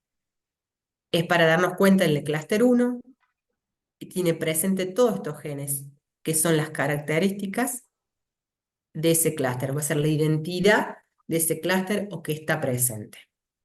Así vemos cada uno de los clústeres tiene ciertas características que le dan identidad a ese tipo celular y que es justamente única del tipo de células. Todo este análisis lleva una creación de una pipeline de trabajo. Yo vengo de la mesada, soy bioquímica, vengo de la pipeta y me estoy cambiando, todavía no la dejo, mi corazoncito está en la mesada, pero me estoy cambiando a la bioinformática. Entonces para mí llevó todo un aprendizaje del desarrollo de estas herramientas. Muchas veces nosotros decimos, bueno, esto es una pipeline, tenés la pipeline lista. Para hacer ese análisis de trabajo lleva todo un desarrollo de herramientas que son programitas de computación que se van concatenando, trabajando uno y después el otro. En este momento nos encontramos desarrollando estas pipelines de trabajo para cuando las muestras estén listas poder correrlas y tener los resultados. Esta es la otra tecnología, segunda tecnología que también se va a utilizar, que es el CiteSeq, que es Cellular Indexing of Transcriptome and Epitope by Sequencing. Básicamente es lo mismo a la tecnología de single cell de recién. Lo que se le agrega es un anticuerpo que está acá marcadito, tiene un código de barra y tiene una manijita que se le agarra al anticuerpo, que se puede secuenciar. Entonces ya teníamos la información del transcriptoma, lo que estaba adentro, lo que se expresaba, y ahora tenemos la información del proteoma. ¿Qué anticuerpos se van a utilizar? ¿Qué anticuerpos caracterizan a cada una de esas células? El kit que se utiliza son 137 anticuerpos. Vamos a tener una gran definición, pero por ejemplo acá les puse alguno como es el anti-human CD86, el clon que proviene, el código de barra, que es lo que sirve para justamente utilizarlo con estas tecnologías de secuenciación, y el gen a cual pertenece. El objetivo del secuenciamiento de CiteSeq es justamente establecer el proteoma de las superficies celulares de las células inmunes. Yo les conté que todo esto venía porque el proyecto del Atlas de Células Humanas. Cuando yo conocí el proyecto, no entendía muy bien qué es lo que significa un proyecto de células de Atlas humanas, y cada uno se iba a guardar en una heladera, un tipo celular, y iban a quedar ahí. No, lo que tenemos que hacer nosotros es justamente esta caracterización que les estoy mostrando, y lo que se va a mandar al Atlas esta es la caracterización. Básicamente por la tecnología de célula única, lo que vamos a tener, después del análisis de pipeline, todo lo que significa, es una tabla que me va a decir la muestra 1, por ejemplo, tiene el gen X en cantidad 10, el gen Y en cantidad 55, y así sucesivamente los 10.000 o 20.000 genes que tengamos, todas nuestras muestras. La tecnología del CiteSeq lo que le agrega es el anticuerpo. Lo mismo se hace una pipeline, un flujo de análisis, y me va a dar este tipo de tabla que ya no voy a tener la información sino del gen, sino de qué proteína tiene cada muestra. Con estas tablas se van a mandar al Atlas y van a caracterizar nuestras células para hacer este tipo de gráficos como les estuve mostrando, Disney o los PCA con las tablas de diferenciación, de expresión de todas las proteínas. Y por último, otra de las tecnologías que se utiliza en el proyecto Jaguar es la tecnología de ATAC-seq, que lo que utiliza es una transposasa que va a ir cortando. Esta es la cromatina, me va a decir qué accesible es la cromatina o qué abierta está, y va a ir cortando en distintos sitios, después se va a secuenciar y me va a dar patrones, o me va a establecer qué sitios están activos en los distintos grupos celulares que estamos analizando. Bueno, ¿dónde estamos ahora? El proyecto comenzó, se gestó en pandemia. Comenzaron todo, o el año 2022 fue poner a punto todos los protocolos, todo lo que es consentimientos, y en abril del 2023 comenzamos el reclutamiento de pacientes en el instituto. Hasta ahora tenemos 103 muestras, de 120 que tenemos el dinero para 120 muestras, y si bien son pacientes de Córdoba, hemos recibido, o al ser una ciudad cosmopolitan por la universidad o porque la gente viaja mucho, tenemos muestras de toda la Argentina. La mayoría son de Córdoba o un poquito más del norte de Argentina, pero tenemos de otras ciudades. Mi objetivo con estas 20 muestras que nos faltan una vez que lleguen los tubos es tratar de llenar un poco el resto del mapa que nos falta. Una de las críticas que el proyecto que tuvimos, es que muestrear en Córdoba no iba a ser representativo de toda la Argentina. Entonces, la idea es también de tratar de ampliar que las muestras sean representativas de Argentina. No les conté, me olvidé, pero para participar del proyecto Jaguar se tiene que ser argentino, de padres argentinos, idealmente de abuelos argentinos. Por ahí eso es difícil, que todos tengamos los abuelos, sobre todo los que tenemos descendencia europea, que tengamos abuelos argentinos. Pero por lo menos los padres ser argentinos, ya ser tercera generación de argentinos. Estas muestras tenemos aproximadamente 50% hombres y 50% mujeres.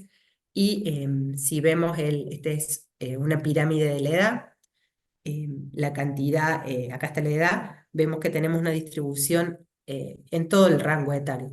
Sí, mayormente jóvenes, porque pertenecemos a un instituto educacional, pero también con banco de sangre hemos podido ampliar esta participación.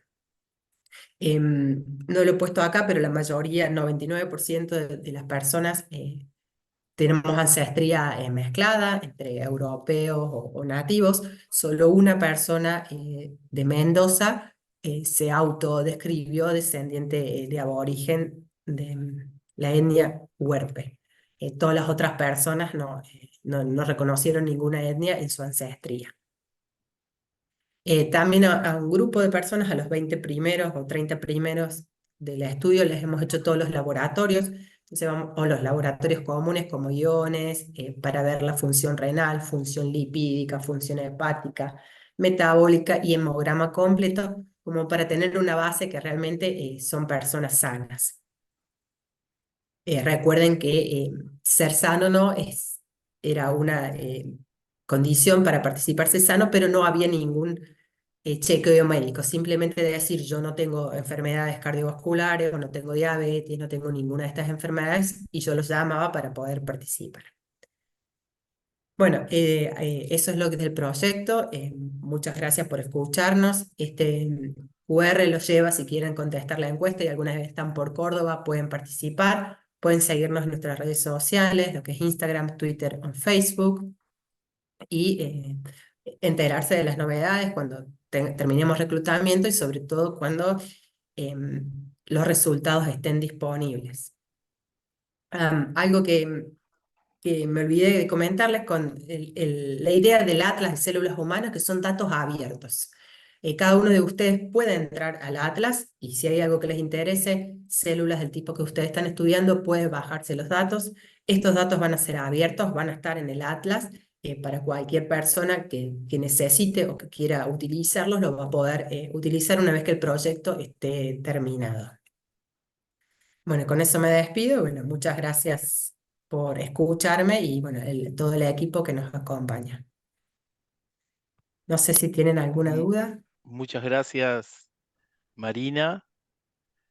Yo ahora los voy a dejar con el doctor Seschin, que va a coordinar una pequeña sesión de preguntas si alguien tiene alguna duda. Así que, bueno, los dejo con él y el doctor Ollamburu para las preguntas, ¿no? Y también con Marina.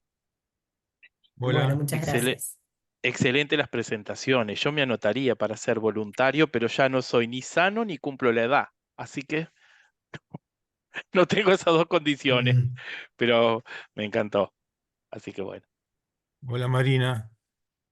La pregunta que me surge es que con toda la mezcla étnica que tenemos los argentinos nativos, justamente hoy a la mañana estábamos hablando en mi laboratorio de qué etnia somos. Bueno, hay una chica colombiana que tiene, digamos, una ascendencia aborigen, pero acá nosotros no tenemos casi una mezcla absoluta de todo. Sé positivamente de que en mi familia hay ancestros indígenas y europeos. ¿Cómo el proyecto va a considerar, digamos, esta heterogeneidad ancestral, digámosle así, para caracterizar digamos, este, la capacidad inmune, podríamos decir, o las habilidades inmunes de la célula que se pueden seleccionar? Bueno, buena pregunta. Justamente hubo como una reticencia a incluirnos nosotros inicialmente porque decía, bueno, no, Argentina son la mayoría europeos, ¿para qué los queremos? Pero no es así. Yo les mostré el estudio que la mayoría que hay una descendencia aborigen, sobre todo en el norte, y históricamente tenemos una descendencia, no sé si aborigen, pero sobre del lado materno, del linaje materno, que muchas veces no conocemos. Una de las muestras que yo guardo es EDTA, que justamente se va a analizar ancestría. No lo puse acá para no complicarlo, pero son unos gráficos muy bonitos, parecidos a los que cuando uno manda a secuenciar de qué lugar es, vamos a obtener justamente qué tipo de ancestría hay, si es europea, nativa. Se va a comparar con un proyecto que se llama los 1000 genomas, que ya hay bases de datos, entonces se va a comparar nuestra ancestría con eso. Y justamente la idea del proyecto es ver qué diferencia tienen nuestras células de acuerdo a la ancestría, de acuerdo a dónde son. Ahora, de acuerdo con la presentación inicial que hiciste, de que, por ejemplo, cuando fue el tema de la pandemia, gente que tenía, digamos, un riesgo alto de padecerla, finalmente no, digamos, no tenía ninguna consecuencia y al revés, aquellos grupos digamos, tenían bajo riesgo terminaban con la peor evolución. Este, digamos, hubo, aparte de esto que vos nos comentaste, ¿hubo algún tipo de conclusión de algún estudio, alguna, digamos, evaluación sobre cuáles son las características diferenciales genéticas de esos individuos en particular? Yo personalmente no conozco, y no sé si doctor Sachin Dani lo conoce, pero he leído o he escuchado que hay caracterizaciones, pero yo no las conozco. Pero bueno, llama la atención justamente conocer lo que uno esperaba, no pasó en pandemia, pasaron otras cosas, bueno, y tiene que ver con esta expresión a nivel celular que todavía no conocemos. En la Doctor, encuesta que les perdón, hacen a las... Perdón. no sé si su pregunta se refiere específicamente a COVID o de manera No, general. sí, es específicamente COVID. Ah, eh, Este, la, sí, sí, sí, nosotros no nos especializamos en la parte de COVID. Eh, claro. sí hay, es notable, digamos, cómo el virus este dio por tierra con un montón de paradigmas, desde la parte de la virología, donde se pensaba que virus con genomas tan grandes no podían mutar tanto y sin embargo eh, nos sorprendió cómo constantemente iban apareciendo variantes diferentes y cada vez más contagiosas.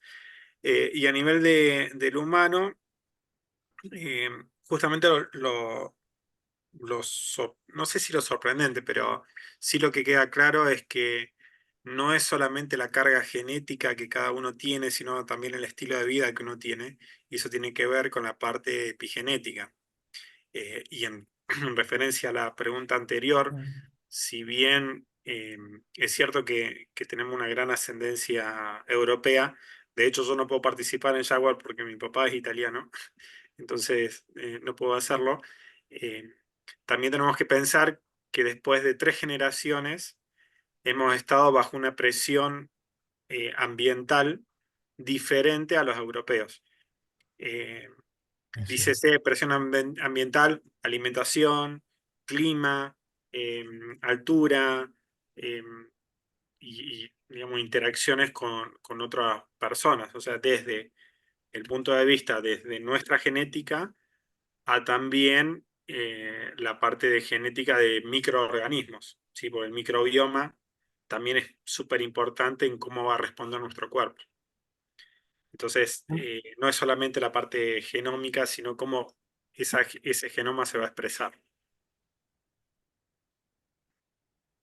Y en el reclutamiento, la, digamos, la ausencia de enfermedad, ustedes hacen, digamos, ese laboratorio para verificar que eso es así. O sea, de que la persona está en absoluto estado de buena salud. Este, y eso me junta un poco con lo que le iba a preguntar al doctor Seskin, en el sentido de que cuando se hace, digamos, el estudio del impacto, digamos, en el caso de las aterosclerosis subclínicas, Ujú. ¿cómo hacen para caracterizar que finalmente la aterosclerosis subclínicas en ese grupo de trabajo que usted nos contó? Sí, el diagnóstico de aterosclerosis subclínica son personas que en su laboratorio que no tienen manifestación clínica, pero les hacemos estudios de imágenes, principalmente ecodoppler, y score cálcico, y de esa manera definimos si empiezan a tener, por ejemplo, engrosamiento Ajá. en sus arterias, pero no tienen una manifestación clínica. Entonces esas personas son diagnosticadas como aterosclerosis subclínica. Pero es difícil, digamos, de hecho es difícil encontrar personas que no tengan nada. Les llamamos bebés adultos, porque prácticamente desde que Ajá. nacemos que empezamos a acumular residuos a nivel de las arterias, ¿no? Entonces es como Es cierto. muy complicado encontrar personas realmente sanas. Una sola Las pregunta cosas más para con... Marina y me alejo de la Sí, arena. no, déjeme, doctor, de Sí. comentar algo. Nosotros somos el único grupo que no teníamos la plata para monitorearlos a todos, pero a un grupo le hicimos los metabolitos básicos. Pero somos el único grupo dentro de los 7 que tiene esa parte del proyecto. Ah, Muchos de los mira. otros grupos son grupos bioinformáticos y no están asociados a un hospital que puedan utilizar y correr los analitos, entonces no están haciendo nada de eso. Y es solamente, confiamos en que la persona diga, sí, estoy sana, creo que no tengo el colesterol alto, creo que no tengo diabetes, nunca tuve ciertas patologías. Ajá. Y Ahora, en esto el se basa en aislamiento eso. de la una célula, es decir, de toda esa cantidad ¿cómo es? De mononucleares que aíslan, una sola célula de esa, ¿cómo saben que es representativa de todas las otras? No porque el equipamiento, el secuenciamiento se hace de una sola célula, pero nosotros secuenciamos cerca de 300.000 por cada paciente y tenemos Ah, 120. Entonces, el nivel de computación, de maquinaria de computadoras que se necesita es altísimo, justamente para procesar todos estos datos. Tenemos ah. información genética de cada célula y tenemos 300.000 células por cada paciente. ¿Y de ese análisis de las 300.000 células sale que alguna de esas células no pertenecen al grupo? Y esperemos De que hecho, salga, sí. de hecho, a partir de la utilización de estas tecnologías de célula única, se han empezado a clasificar más tipos celulares. Ah, Eh, mira. digamos, siem- rápidamente, si uno mira al microscopio, uno ve un linfocito. Pero no es hasta que le pone marcadores específicos y hace una citometría de flujo que puede definir en un linfocito CD4 o un linfocito CD8. Entonces, a medida que uno va agregando marcadores, puede ir discriminando diferentes tipos celulares. Entonces, la idea de la tecnología de célula única es justamente no buscar una célula que sea representativa de todas, sino buscar las particularidades celulares que hacen a cada individuo. Está Y en claro. este caso a cada población de Latinoamérica, ¿no? Fantástico.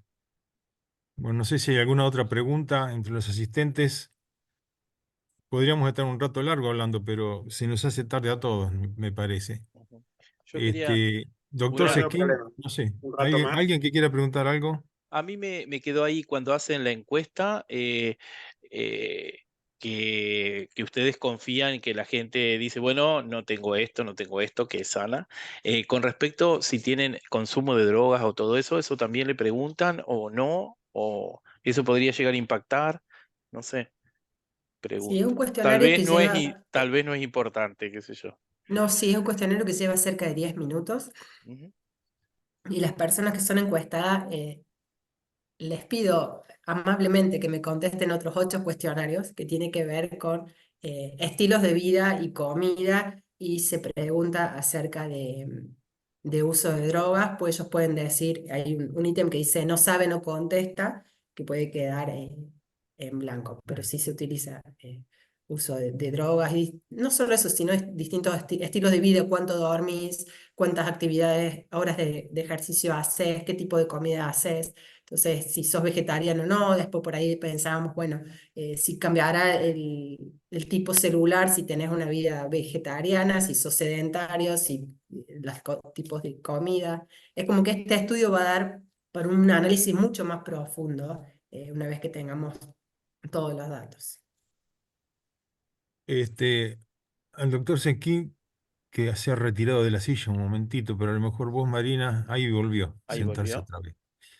Este, digamos, en la carrera de bioquímica, creo que entendí que los alumnos van a participar del entrenamiento en sistemas de procesamiento de datos y análisis estadísticos.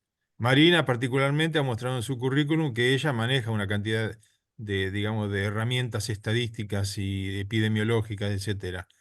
Eh, La- en la eh, car- en sobre el la carrera de grado, bioquímica, en la Sí. cursada del grado de bioquímica. sí. em, Retomo respecto a estadística y respecto a los pacientes, si son sanos o no los participantes, confiamos en el teorema de Bayes. Digamos, si hay más de 30, Ajá. vamos a tener normales. Y respecto a su pregunta, doctor, la idea es justamente orientar la formación del bioquímico en estas metodologías ómicas. Entonces va desde los fundamentos, desde las diferentes metodologías de secuenciación masiva, proteómica, metabolómica, como también el análisis de datos. De hecho, yo estoy a cargo de la asignatura de bioinformática. Vamos a tener dos asignaturas, bioinformática y bioinformática avanzada, que es para la carrera de bioquímica y en la actualidad para la licenciatura en genética también que se imparte en el instituto. Doctor Sequín, hago una pregunta que nos vamos un poco del tema de hoy, pero que tiene que ver con la preparación en bioinformática.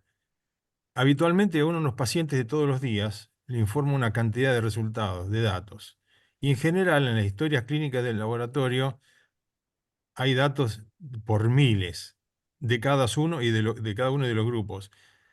¿Tienen pensado en algún momento que todo eso se pueda integrar de manera que, digamos, el informe del laboratorio pudiera surgir con alguna opinión crítica respecto del paciente que estamos atendiendo? Exactamente, hace unos meses nos presentamos a un subsidio, un picto de inteligencia artificial, en la cual hemos formado un consorcio con el FAMAF, que es la Facultad de Ciencia de Matemática, Física y Matemática de la UNC, nosotros y un grupo de Salta y un grupo de Río Cuarto. Y la idea es justamente tomar la base de datos de historias clínicas que tiene el hospital privado y indagar orientado a la parte de obesidad y a la parte de síndrome metabólico, porque son las enfermedades crónicas las cuales estudiamos principalmente Eso sí. nosotros, pero la idea es tomar esas historias clínicas, procesarlas utilizando algoritmos de inteligencia artificial, con la idea de buscar nuevos predictores y de biomarcadores que me puedan definir y me puedan diagnosticar la obesidad, porque a la fecha el parámetro que se utiliza es el índice de masa corporal, pero sabemos que en muchos casos falla en cómo clasificar los diferentes grados de obesidad.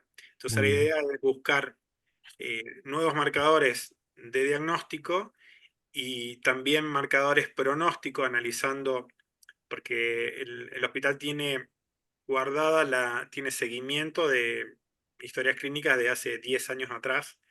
Entonces, utilizando diferentes algoritmos, uno puede analizar en el tiempo, o sea, lo que se llama un análisis de time course, o sea, el curso del tiempo, y definir de esa manera un pronóstico, una posible marcador de situación de obesidad, en la cual la idea llevada a la medicina de precisión eh, y a salud, se le llama salud 4.0, es que, por ejemplo, haya aplicaciones en la cual esa persona va al laboratorio clínico y se hace un análisis de rutina y a partir de esos algoritmos y contraste con su historial, le puede decir, bueno, fíjense que le tiene que aflojar a los postres, porque si no, dentro de un Claro, mes puede tener un ataque, un ataque cardíaco. Entonces, bueno, la idea es esa. está muy Sí, bueno. Marina, espero que tus mapas puedan utilizarse en el futuro inclusive para el seguimiento y la evolución. Viste yo creo que esto da para muchísimo. Es una tecnología fantástica por lo que estamos viendo. Bueno, ojalá que prontamente superemos digamos, la parte experimental y que podamos tener alguna cosa aplicada para todos los días. Bueno, no sé si no hay más preguntas. Queremos agradecer entonces al doctor Seskin, a quien tuve el gusto de conocer y saludar en un congreso de bioquímica de Mendoza del año pasado, de Cubra. Fue sí, Cubra, ¿no? De cura, Y sí. Marina, que la conocemos ahora, por el fantástico trabajo que están haciendo. Este, Nos llena de entusiasmo a tal punto que me parece que en algún momento voy a pasar por Córdoba y si toco el timbre y me pueden atender un minuto, por lo menos me muestran cómo están trabajando. Y Por así supuesto, nos conocemos todos. por supuesto. Están las puertas Doctor, abiertas. doctor Quiroga, usted queda al mando. Bueno, bueno, muchas gracias, doctor Seschin y Marina. Excelente todo, felicitaciones por el trabajo. Y yo eh, dejo ahora a la doctora Martino, que es la presidenta de la academia, para que realice unas palabras finales. ¿Eh? Así que bueno, muchas gracias por todo. Bueno, dando cierre a esta actividad, en nombre de la academia, quiero agradecer a los asistentes por el interés en las actividades justamente de la academia y en particular o especialmente al doctor Seschin y a la licenciada Fernández porque han abordado una temática de avanzada de una forma muy integral, porque nos han dado una panorámica sobre el tema de la bioinformática translacional, como así también los avances en la investigación de nuevas técnicas que están poniendo ustedes en marcha, siempre con el fin de lograr nuevos métodos de diagnóstico y terapias más precisas. Así que felicitaciones por el proyecto Jaguar y por el área de investigación en la que están tan abocados. Muchas gracias en nombre de la academia. Muchas Muchas gracias. gracias. Ustedes Bueno, también. gracias a todos los Gracias. presentes, a los que han estado, a los que hemos compartido y la esperanza de que volvamos a vernos pronto.